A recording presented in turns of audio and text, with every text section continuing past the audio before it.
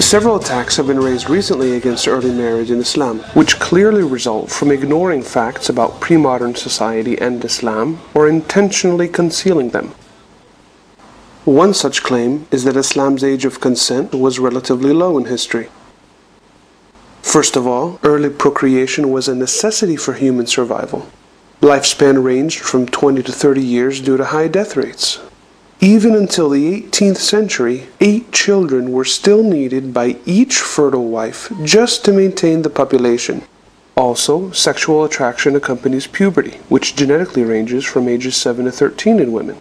So whether one believes this instinct resulted from evolution or part of God's plan, procreation after puberty in history is natural and acceptable. According to the Journal of Psychology and Human Sexuality, the age of consent throughout history usually coincided with the age of puberty, with the absolute minimum at 7.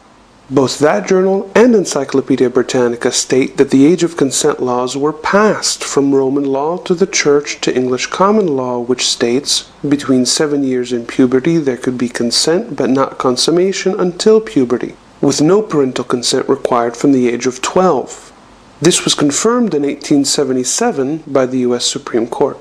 Even today, 6 states and the District of Columbia allow this common law marriage, and such marriages are then constitutionally recognized in all 50 states. Marriage as early as 7, which was considered the age of reason, or directly after puberty, was the norm for the vast majority of all human society even until the 19th century. 1300 years earlier, Islam's minimum of 9 was 2 years higher and also added the protection of requiring parental consent even after age 12. As a result, not only was Islam's age of consent higher than all pre-modern law, it also added the protection of requiring parental consent after age 12. The second claim is that Islam allowed marriage at puberty in pre-modern times, which caused psychological harm because puberty was too young to give informed consent. The fact is that even until the 18th century, reaching puberty meant becoming an adult in terms of maturity, behavior, and responsibility. As stated in the Journal of Social History, Online Etymology Dictionary, Journal of Marriage and the Family, and numerous academic references. Children face the daily struggle for physical and economic survival, and while this type of environmental stress actually causes puberty at a younger age, it's proven to have also speeded psychological maturity. This maturity helped in coping with the responsibilities of early marriage and childbearing.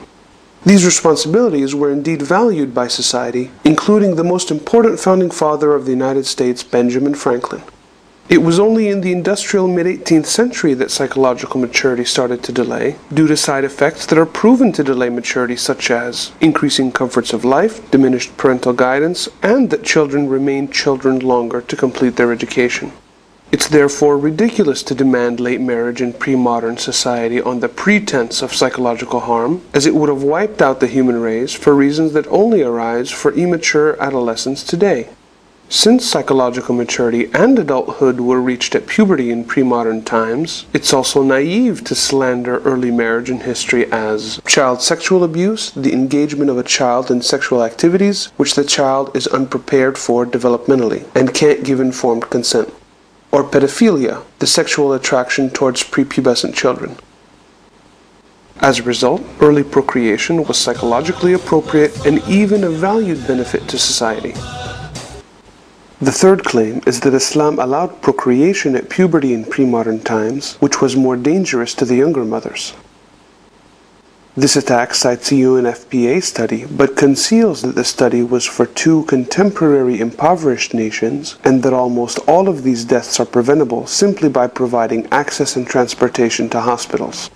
The International Journal of Epidemiology states, studies implicate poverty, not maternal age, as the real threat to maternal and infant welfare. In pre-modern times, the high risk of childbirth, due to lack of medical knowledge and hygiene, affected all women regardless of age. In fact, early procreation was a genetically superior trait for population growth in pre-modern times, for 2 reasons. First, women who have puberty earlier have children who grow up faster and weigh more. Second, life history theory states that in a less stable environment, natural selection will favor individuals that reproduce earlier within a population. As a result, early procreation was not harmful, but beneficial to newborns and genetics. The fourth claim is that Islam allows marriage at puberty in modern times, which causes sexual and psychological harm. First of all, it's untrue that Islamic age of consent is lower in modern times compared to other laws. For example, the US and other countries currently allow marriage well under the age of 16 with pregnancy or parental or court approval. 17 Islamic countries have age of consent ranging from 15 to 18 years with parental consent, which was raised specifically as an implementation of Islamic law. In fact, because of the contemporary delay in maturity, marriage at puberty today would violate 6 basic Islamic rules. First, rushd, psychological maturity or prudent judgment, is required before marriage. Second, no one should harm anyone else. Third, people's best interest must be observed. Fourth, no one should bear any burden beyond their capacity. Fifth, governments and guardians are entrusted to act correctly. Sixth, compliance to urf, new social norms that are considered good. Secondly, it's untrue that Islamic marital law results in more harm in modern times compared to other laws. In fact, the Islamic requirement of marriage provides to every sexual relationship and its potential offspring the benefits of faithfulness, emotional support, mutual trust, commitment, parental guidance, and wide social support. In addition, with a slightly lower average age of marriage, Islamic countries benefit from the early marriage mentality, which is proven to result in psychological maturity at a relatively younger age. On the other hand, non-Islamic societies permit and condone sexual activities years before psychological maturity and the legal age of marriage, which causes devastating sexual harm to adolescents, such as the following current US statistics. 50% of child sexual abuse offenders are adolescents themselves, committing sexual abuse, child pornography, child prostitution, and incest, using deception, force, or coercion. Now I'm alone, filled with so much shame for all the years I caused you pain. If only I could sleep in your arms again. Mother, I'm lost without you. You were the sun that brightened my day. Now who's gonna wipe my tears away? If only I knew what I know today. Mother, I'm lost without you.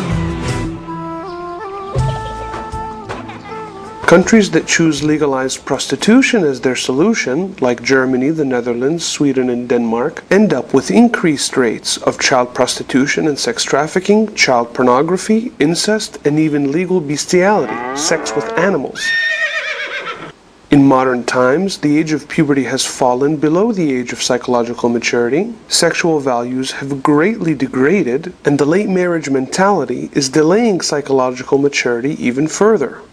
These 3 trends will continue to increase the above devastating sexual harm to adolescents in non-Islamic countries. While extremely rare cases of marriage at puberty in Afghanistan's countryside are exploited to attack all Muslims, it must be noted that even in Islamic countries that have not yet officially raised the minimum age of consent, they have done so in practice. Otherwise, Islam's critics would have publicized more than just a few cases from some isolated tent villages. More importantly, even such Islamic countries don't have any of the sexual atrocities that are documented at alarmingly high ratios in the same countries attacking Islam. As a result, Islam's flexible marital law provides far better protection than contemporary laws by prohibiting sexual activities prior to psychological maturity and then marriage. In conclusion, Islam responsibly channels sexual instincts through marriage, with the prior condition of psychological maturity. And contrary to claims of improved morality, non-Islamic laws have alarmingly driven child sexual abuse and psychological harm to epidemic proportions. Therefore, when such attacks against Islam are analyzed impartially, they reveal the perfect applicability of Islam's solution from the 7th century until today, and the utter failure of any other system to provide any protection whatsoever to society's youth. At best, these attacks are also found to be irresponsibly superficial due to the seriousness of this issue.